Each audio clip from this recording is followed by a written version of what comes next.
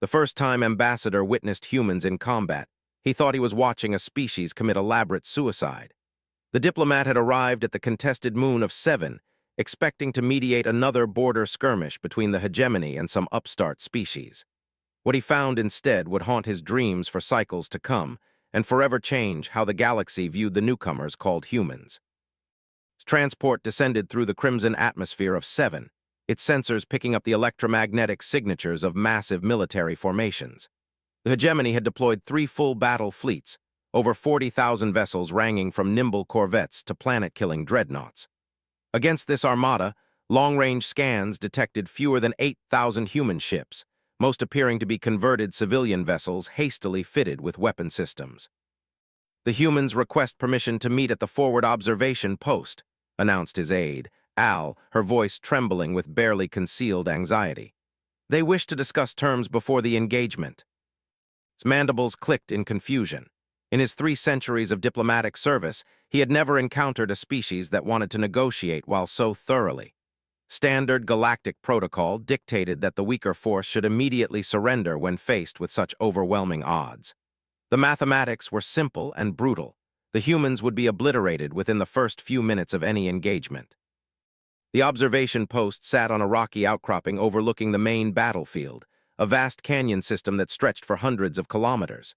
From this vantage point, could see both fleets positioning themselves for the coming battle.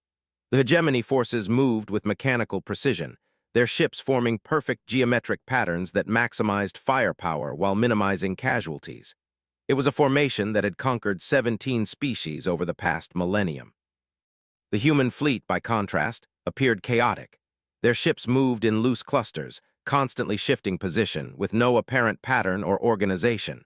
Several vessels were broadcasting music across all frequencies, something the hegemony's tactical computers couldn't analyze or understand.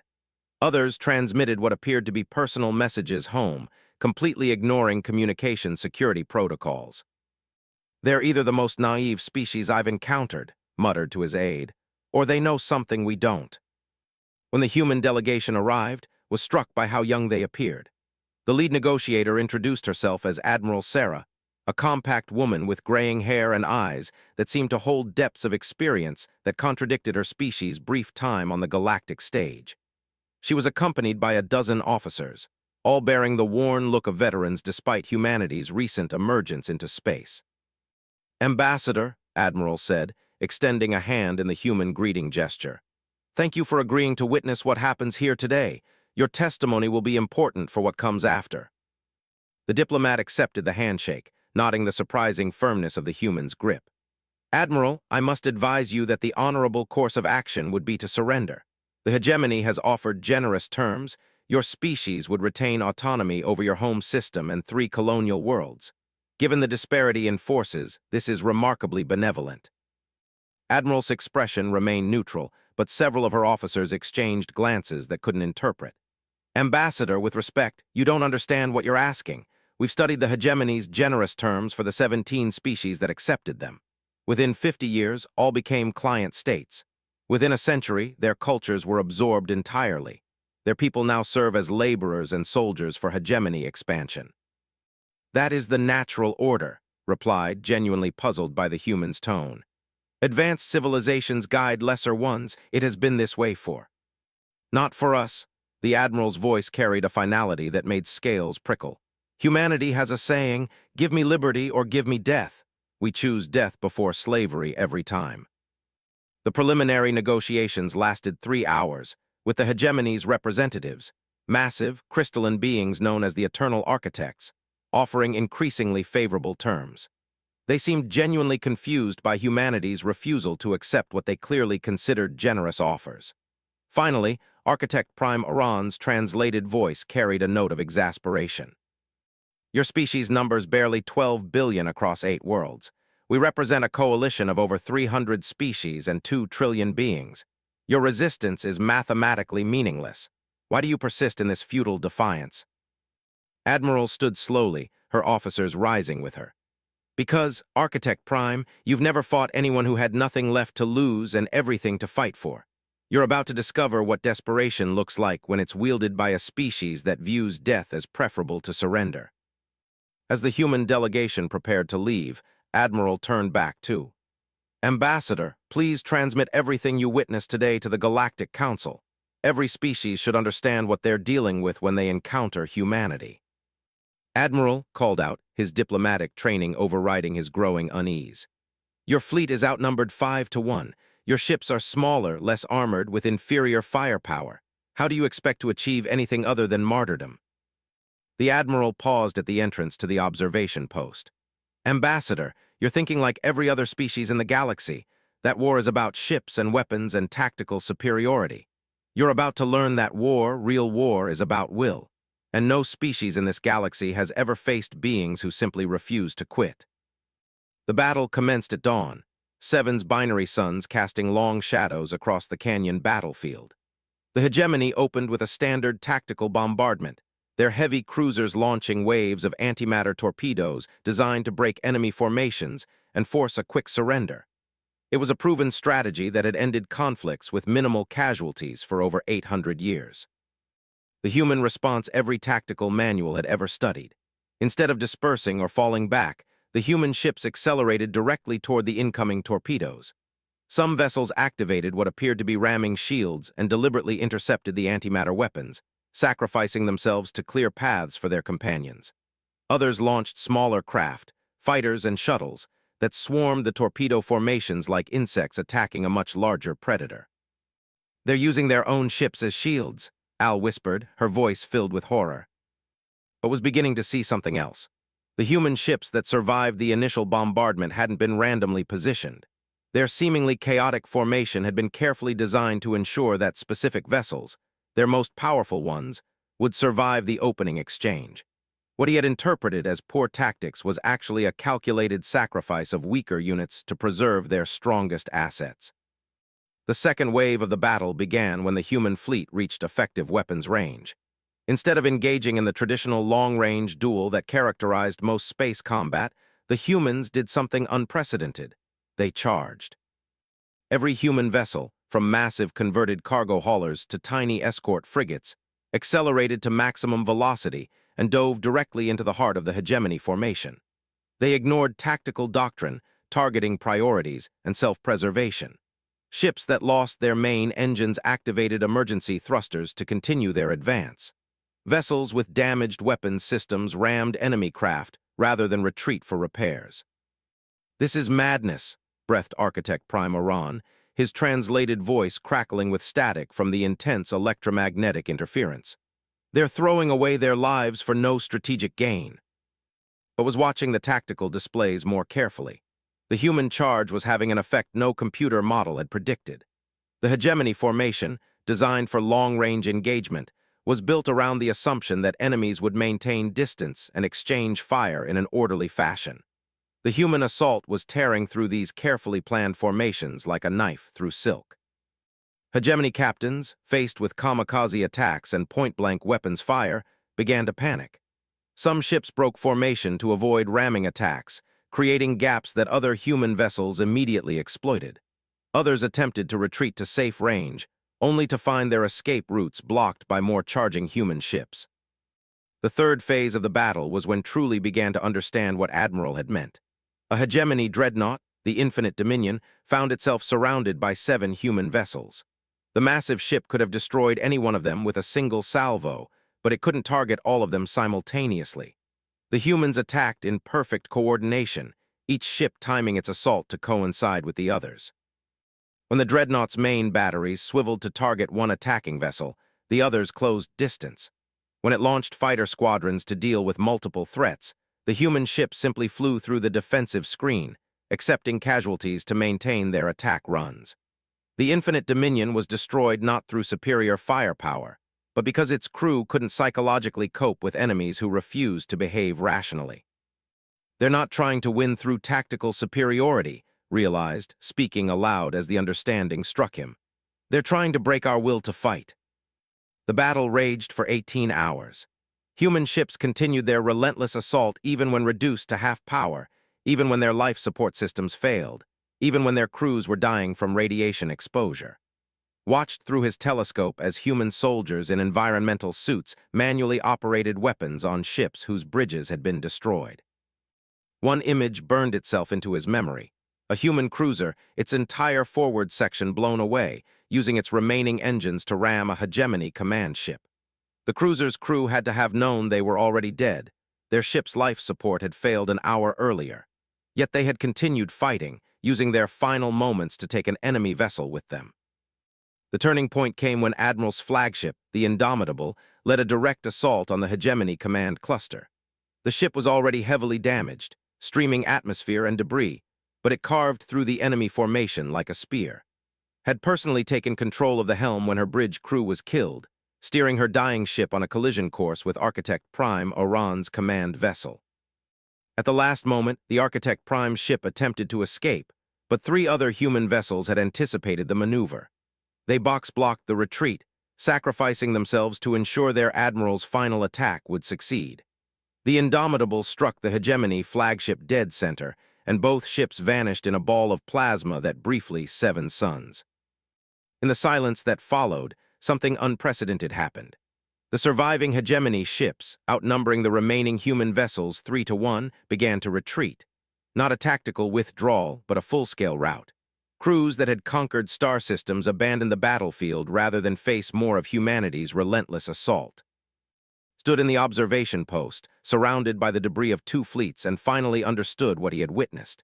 Humanity hadn't won through superior tactics or technology. They had won by demonstrating a level of commitment that the hegemony couldn't match or understand. Every human ship that charged into certain death had sent the same message: we will never stop. We will never surrender. We will make any price you try to impose on us too costly to pay. As he prepared his report to the Galactic Council, found himself adding a personal recommendation. Humanity should never be underestimated again. They had revealed something that would fundamentally change galactic politics. There existed a species that would choose mutual annihilation over submission. The cosmos had good reason to fear them. They had weaponized their own mortality. 6 months after the Battle of Seven, Ambassador found himself in the unlikely position of being the galaxy's leading expert on human military psychology.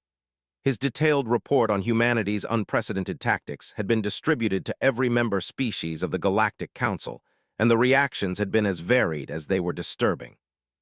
The diplomat now stood in the council chambers on Nexus Prime, facing an assembly of the most powerful beings in known space.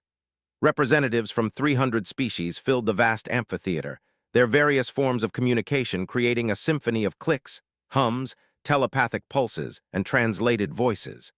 Today's emergency session had been called to address what many were already calling the human problem. "Ambassador," began Counselor, her form towering over the speaker's podium, "your report on the Seven engagement has caused considerable concern among our member species. Some question whether humanity represents a threat to galactic stability." Mandibles clicked nervously. "Honored Counselor, I merely reported what I observed. Humanity's tactics were unconventional but effective." "Unconventional?" The voice belonged to General of the Empire, his reptilian features twisted in disgust. "You described a species that treats death as a tactical option. They deliberately sacrifice their own forces to achieve marginal advantages. This isn't warfare, it's organized insanity." A murmur of agreement rippled through the assembly. For most galactic species, combat was a highly ritualized affair governed by strict protocols designed to minimize casualties.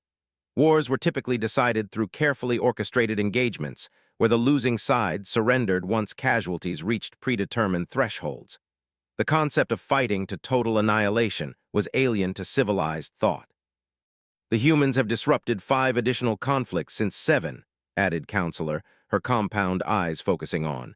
"In each case, they've employed the same suicidal tactics. Our military advisors are calling it the charge doctrine, the willingness to accept catastrophic losses to achieve psychological victory." Had indeed been monitoring human activities across the galaxy. What he'd discovered was even more troubling than the original battle. Humanity hadn't treated Seven as an aberration. They'd refined it into doctrine. Human military academies were now teaching courses on acceptable loss ratios that would horrify any other species. Their officers studied historical battles where outnumbered forces had achieved victory through sheer determination and willingness to die. The hegemony has formally requested that humanity be classified as a rogue species, announced Senator On, his crystalline form refracting the chamber's light into prismatic patterns. They argue that a civilization which weaponizes its own mortality poses an existential threat to galactic peace. This wasn't entirely surprising, too. Since 7, 3 hegemony client species had begun showing disturbing signs of independence.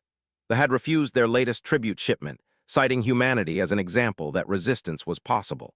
They had established secret communications with human colonies, apparently seeking advice on military tactics.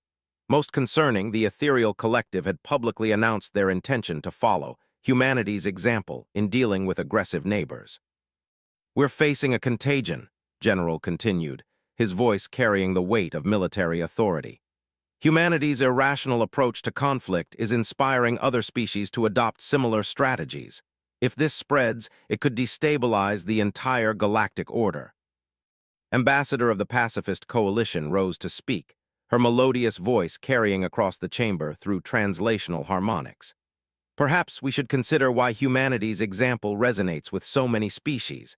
Could it be that our current system of managed conflicts and negotiated surrenders primarily benefits the strongest powers?" A chorus of protests erupted from the military representatives, but continued undeterred. "The humans have demonstrated something we've forgotten in our pursuit of civilized warfare, that some things are worth dying for.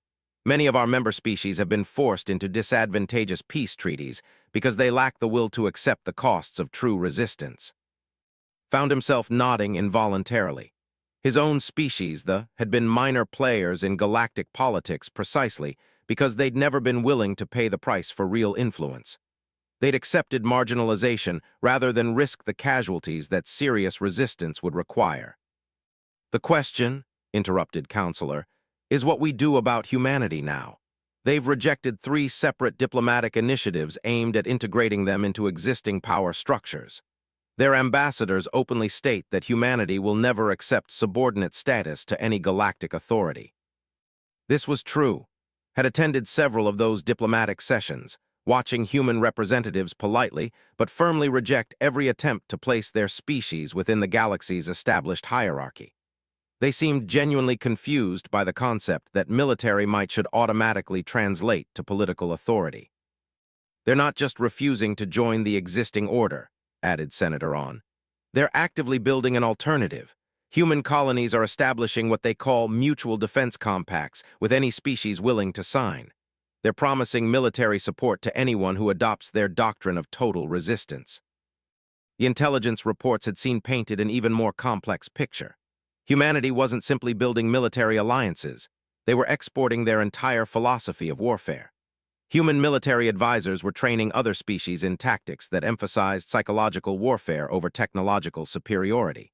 They were teaching the fundamentals of what they called asymmetric resistance, how weaker forces could defeat stronger ones through superior motivation and willingness to accept casualties.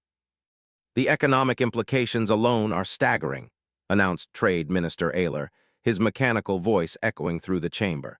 "Humanity's approach to conflict has disrupted traditional power balances that have maintained trade stability for. Several client species have defaulted on tribute payments, citing humanity's example as justification for resistance." Had personally witnessed this economic disruption. The hegemony's tributary system, which had sustained their empire for 1,000 years, was beginning to crack. Species that had accepted subordinate status for generations were suddenly questioning why they should pay tribute to powers that might not be able to protect them from humanity's brand of total warfare. "There's something else," General said, his voice dropping to a more ominous tone. "Our intelligence services have detected human exploration fleets moving beyond the galactic rim. They're not just expanding their territory, they're apparently seeking contact with species we've never encountered. They're building a coalition outside our existing political structures." The chamber fell silent at this revelation, for the Galactic Council had maintained peace by ensuring that all major powers were represented within its structure. The idea that humanity was actively seeking allies outside the established order was deeply disturbing to species accustomed to controlled, manageable conflicts. "What does humanity want?" asked Counselor, directing the question at Their military actions suggest they're not interested in conquest or expansion in any traditional sense.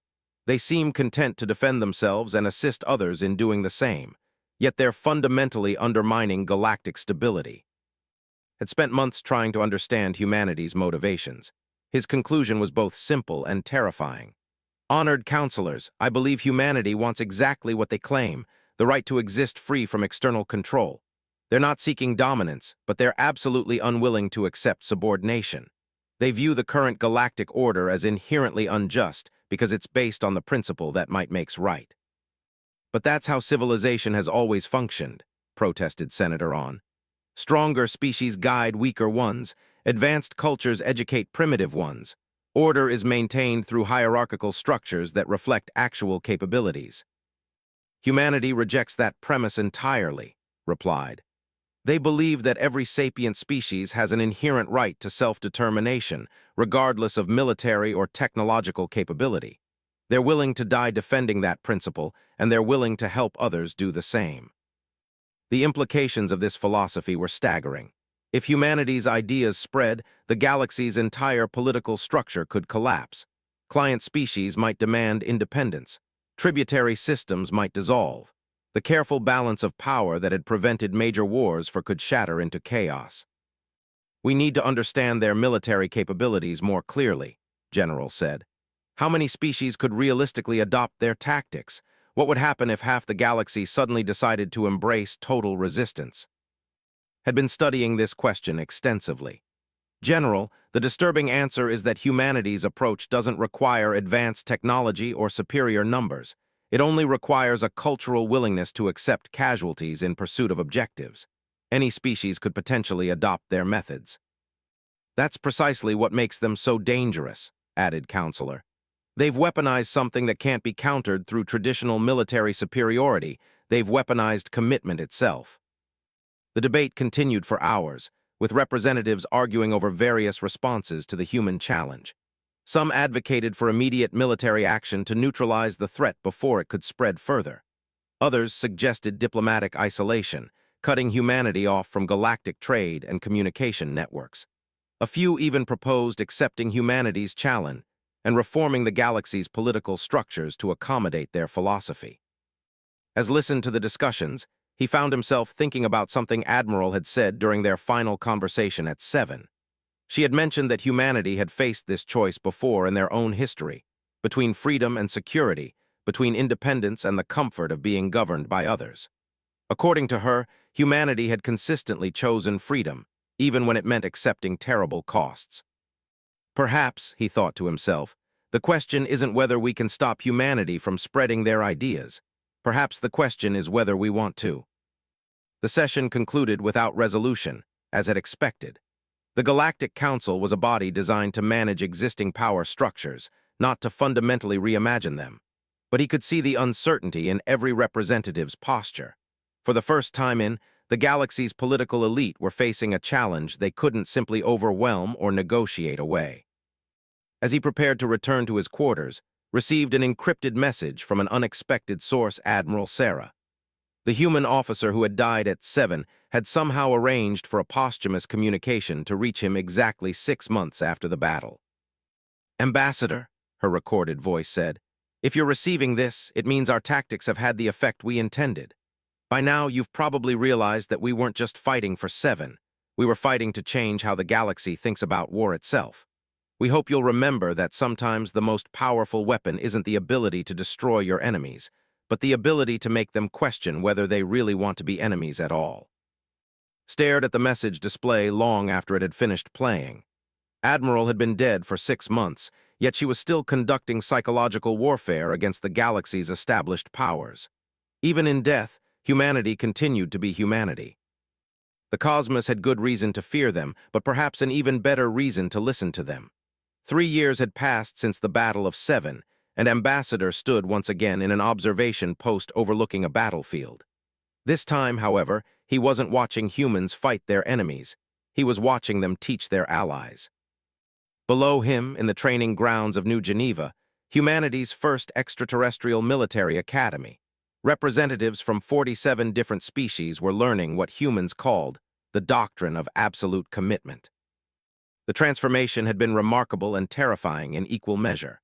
What had started as humanity's desperate tactical innovation had evolved into a galaxy-wide philosophical movement. The Human Alliance, as it was now known, consisted of over 60 species who had formally adopted humanity's approach to warfare and governance. They called themselves the Free Coalition, and their growing influence was reshaping galactic politics in ways no one had anticipated. "Ambassador," called a familiar voice behind him. He turned to see Colonel Maria Santos, one of Admiral's former officers who had survived 7. She now served as the Academy's director, responsible for training alien species in humanity's unconventional military philosophy. "Thank you for agreeing to observe today's exercises. Your continued documentation of our methods has been invaluable." His mandibles clicked in acknowledgement. Over the past 3 years, he had become something of an unofficial historian of humanity's impact on galactic civilization. His reports were now read by intelligence services, military academies, and political leaders across the galaxy.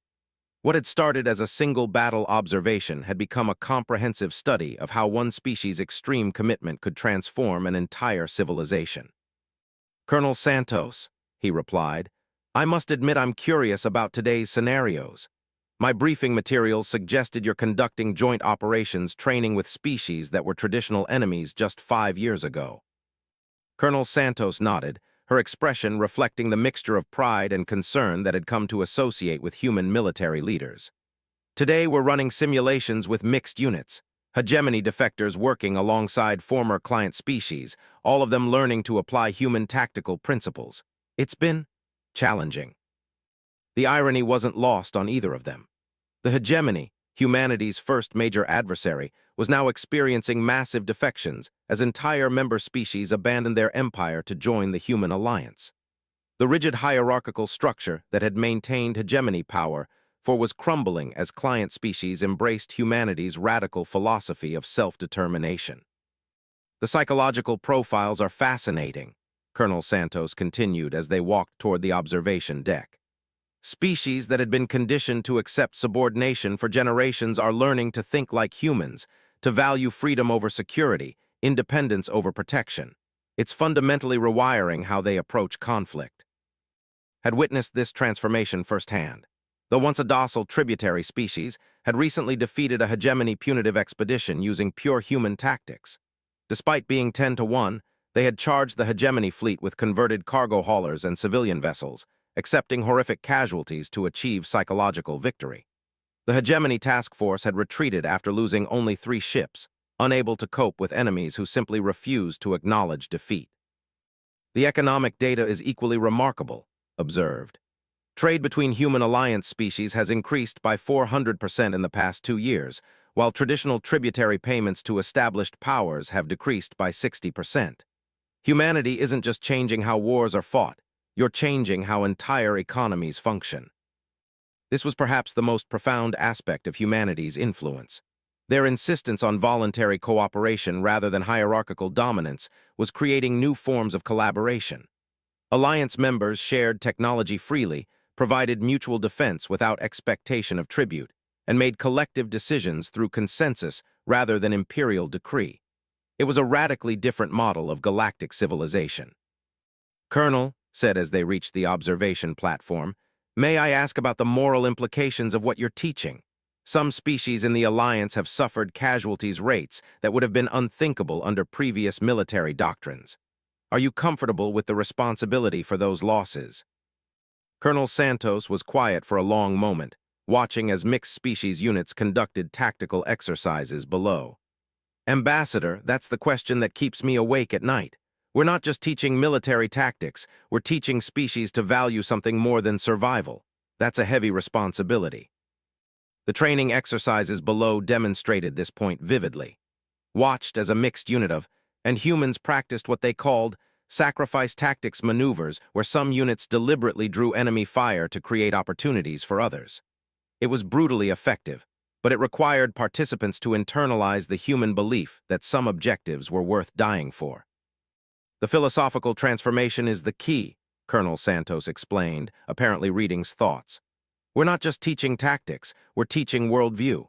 These species are learning to think of themselves as equals rather than subjects, as free agents rather than protected dependents. Once you make that mental shift, accepting casualties for freedom becomes logical rather than insane. A commotion from the training ground caught their attention. One of the hegemony defector units, former Eternal Architects who had abandoned their crystalline empire, was refusing to participate in a ramming exercise. Their translated objections echoed across the field. Such tactics were beneath civilized beings, contrary to proper military doctrine, ultimately self-defeating. "This happens regularly," Colonel Santos said with a slight smile. "Species that were successful under the old system often struggle with our approach. They keep trying to apply traditional logic to human tactics." Watched as a human instructor, a young sergeant named Williams approached the reluctant architects. Instead of ordering compliance or explaining tactical benefits, he simply sat down and began talking. Couldn't hear the conversation, but he could observe its effect. Gradually, the architect's posture shifted. Their crystalline forms, which had been rigid with resistance, began to show the subtle flexibility that indicated openness to new ideas. "What is he telling them?" asked. "Probably the same thing we tell everyone," Colonel Santos replied. "That tactics are just the surface. The real question is what you're willing to die for and whether you're willing to let others make that choice for you. Once species understand that distinction, the tactical details become secondary." After 20 minutes, the architect unit joined the exercise. They performed the ramming maneuver with the same mechanical precision they had once applied to hegemony operations. But now, in service of principles they had chosen rather than orders they had been given. It was a perfect microcosm of the galaxy's transformation. "The Galactic Council has finally responded to our expansion," Colonel Santos said as the exercises continued.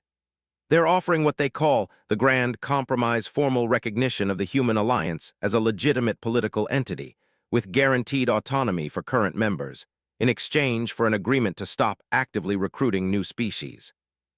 Had heard rumors of this proposal. The traditional powers were essentially offering to partition the galaxy.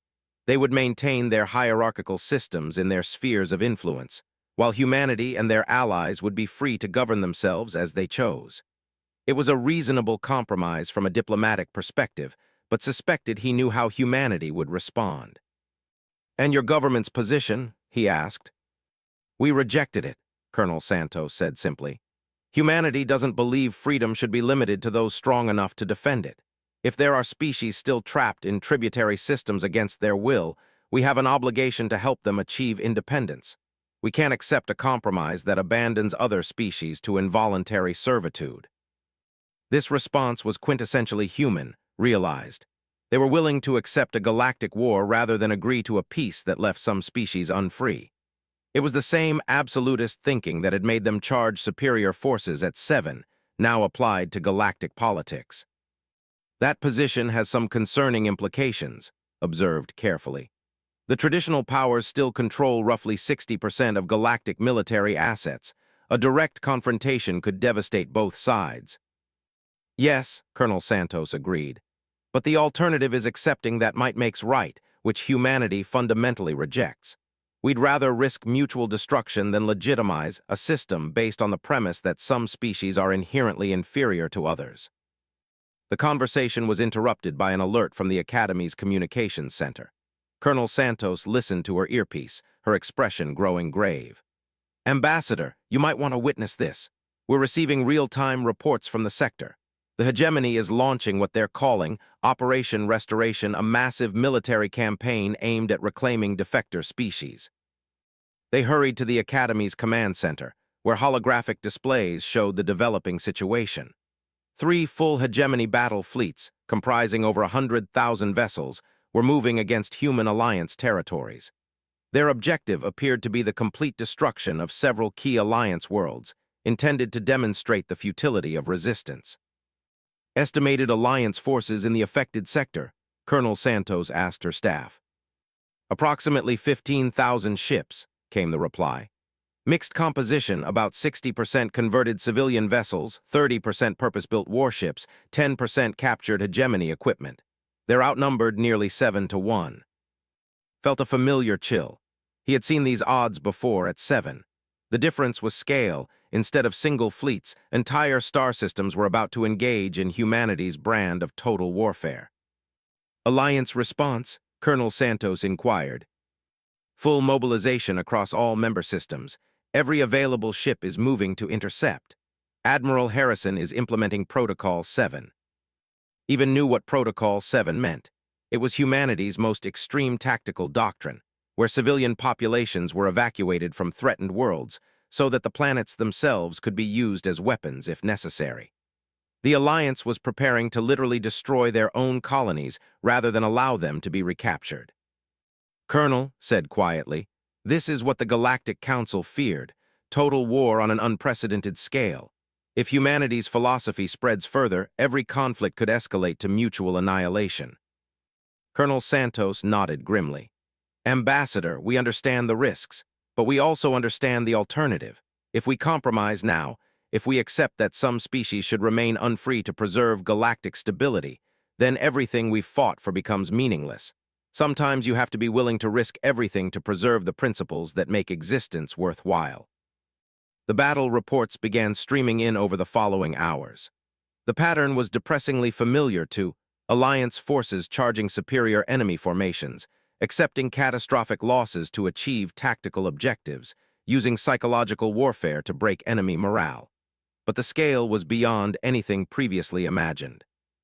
At the Battle of Prime, an Alliance fleet of 1,200 ships engaged a hegemony force of 7,000. The Alliance lost 80% of their vessels, but completely destroyed the enemy command structure. At Meridian Station, Alliance forces evacuated a civilian population and then crashed the entire orbital platform into a hegemony dreadnought. On Frontier World 7, human colonists detonated their own fusion reactors rather than surrender, taking a hegemony landing force with them. "This is madness," transmitted Architect Prime Iran, the hegemony's supreme commander. "They're destroying themselves rather than accept reasonable terms. How can we negotiate with beings who value death more than life?" But was watching the tactical displays more carefully. Despite horrific casualties, the Alliance was winning, not through superior firepower or technology, but through sheer psychological domination. Hegemony crews, faced with enemies who simply would not yield, were beginning to retreat from battles they should have won. Some hegemony captains were refusing orders, unwilling to face more suicidal attacks. "Colonel," said after reviewing 12 hours of battle reports, "I believe I understand what's happening here. Humanity isn't just fighting a military campaign, you're conducting a galaxy-wide demonstration of your principles. Every battle is a message to other species about the cost of freedom." "Exactly," Colonel Santos confirmed. "We're not trying to defeat the hegemony militarily. We're trying to demonstrate that the cost of maintaining their empire has become unsustainable. Every species they try to reclaim will resist using our methods. Every victory will require them to commit genocide against populations that could have been productive allies." The implications were staggering. Humanity had weaponized the very concept of freedom itself. They had made it more costly to maintain authoritarian control than to allow self-determination. It was a form of warfare that targeted not ships or soldiers, but the fundamental logic of imperial power. As reports continued to arrive, saw the pattern emerging. The hegemony was winning individual battles but losing the strategic war. Each victory required them to destroy worlds they had hoped to reclaim, eliminating the economic benefits that had justified imperial expansion in the first place. They were being forced to choose between abandoning their empire or becoming a purely destructive force. "This is what you meant," realized aloud. "When Admiral said humanity would make the cost of conquest too high to pay, you're not just resisting domination, you're making domination economically and politically impossible." Colonel Santos nodded. "Ambassador, every species in the galaxy is watching these battles. They're seeing that resistance is possible, that freedom can be achieved, but also that it requires sacrifice. Some will choose safety, others will choose freedom, but for the first time in galactic history, they'll have a real choice." The final battle reports arrived 3 days later. The hegemony had achieved its tactical objectives. Several Alliance worlds had been recaptured or destroyed. But the strategic cost had been catastrophic. 16 hegemony member species had declared independence during the campaign, inspired by the Alliance's example. The Empire's remaining client species were openly questioning their tributary obligations. Most critically, hegemony military forces were experiencing massive desertion, as soldiers refused to participate in what they increasingly viewed as pointless destruction. The hegemony is requesting immediate peace negotiations, Colonel Santos announced too. They're offering complete independence to all current alliance members and formal recognition of the right of self-determination for all galactic species. It was total victory achieved through apparent defeat, exactly the kind of paradox that had come to define humanity's approach to conflict. "And your response?" asked. "We'll negotiate," Colonel Santos said. "But our terms will be simple, complete galactic freedom of choice. Any species that wants independence gets it. Any species that wants to remain in imperial systems can do so voluntarily. No more tributary states, no more client species, no more conquest." Stared at the holographic displays showing the aftermath of the campaign. Humanity had just forced the most powerful empire in galactic history to abandon the principles that had sustained it for. They had weaponized freedom itself, making authoritarian control too expensive to maintain. "Colonel," he said finally, "when this is over, when your principles have spread across the galaxy, what happens to humanity? You'll have achieved everything you fought for. Will you be satisfied with that victory?" Colonel Santos smiled, the first genuine smile had seen from her in 3 years. "Ambassador, humans don't fight for victory. We fight for the right to keep choosing our own destiny. When every species in the galaxy has that same right, we'll find new challenges, new frontiers, new ways to exercise our freedom. That's what humanity does. We never stop reaching for something better."